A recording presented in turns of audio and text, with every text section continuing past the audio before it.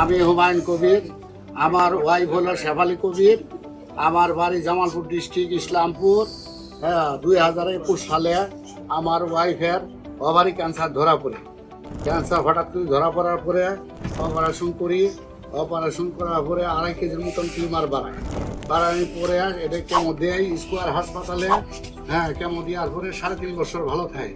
ফির আবার গত ডিসেম্বর মাসে 25 সালের ডিসেম্বর মাসে আবার ক্যান্সার ব্যাক করেছে। 25 সালে 24 সালের ডিসেম্বর মাসে ফির আবার ক্যান্সার ব্যাক করে। রক্তের CA-25 ক্যান্সারের মার্ক এটা 1446 হয়।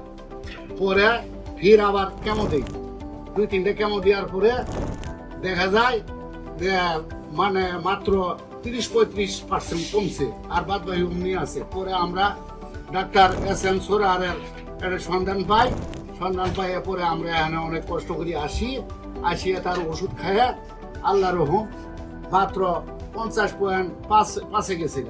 তারপরে দ্বিতীয় ডোজ খাওয়ার পরে 5.5 আইছে।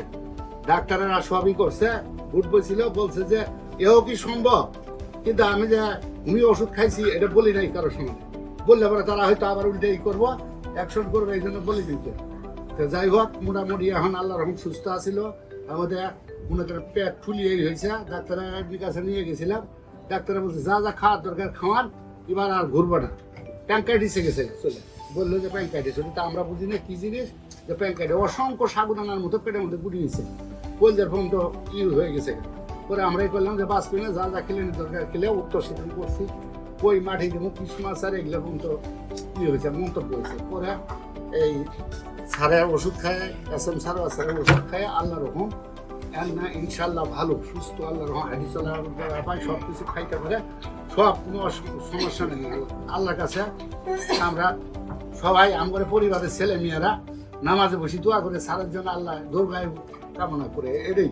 সম্মানিত দেশবাসী, আমার নাম ক্যান্সার গবেষক doctor SM Sarwar. YouTube, Facebook, Google, টিকটকে সার্চ করলেই আপনারা প্রায় 5,500-এর ঊর্ধ্বে ক্যান্সার রোগীর সাক্ষাৎকার পাবেন, যারা সুন্দরভাবে সুস্থ হয়েছেন। এমনিভাবে আমরা তাদের নাম ঠিকানা সহ উপস্থাপনা করি। আপনাদের যে কোনো প্রয়োজনে স্ক্রিনে দেওয়া নম্বরে যোগাযোগ করবেন এবং আপনাদের সবাইকে আমাদের অফিস ভিজিট করার জন্য আমন্ত্রণ জানিয়ে শেষ করছি। সবাইকে ধন্যবাদ। আসসালামু আলাইকুম ওয়া রাহমাতুল্লাহ।